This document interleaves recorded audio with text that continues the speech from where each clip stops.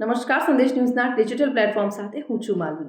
અમેરિકાના રાષ્ટ્રપતિ Donald Trump દ્વારા ગેરકાયદે ઇમિગ્રન્ટ્સને ડિપોર્ટ કરવામાં આવી રહ્યા છે, જેનો પહેલો જથ્થો 5 ફેબ્રુઆરીએ ભારત પરત મોકલવામાં આવ્યો હતો, જેમાંથી 104 ભારતીયો હતા।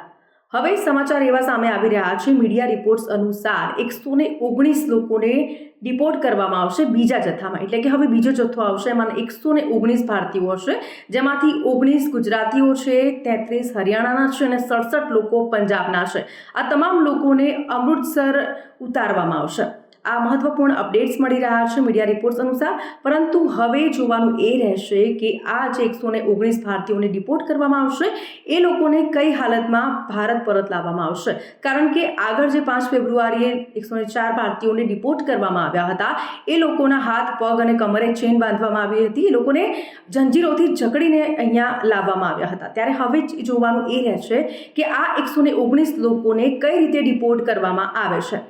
એ લોકોને એરફોર્સના પ્લેનથી મોકલવામાં આવે છે કે પછી સિવિલ પ્લેનથી, આ તમામ વસ્તુઓ જોવાની રહેશે। ખાસ કરીને અત્યારે પ્રધાનમંત્રી નરેન્દ્ર મોદી અમેરિકાના પ્રવાસે છે, એટલે કે ભારત અને અમેરિકા વચ્ચેની અત્યારે જે મુલાકાત છે એ ખાસ માનવામાં આવી રહી છે।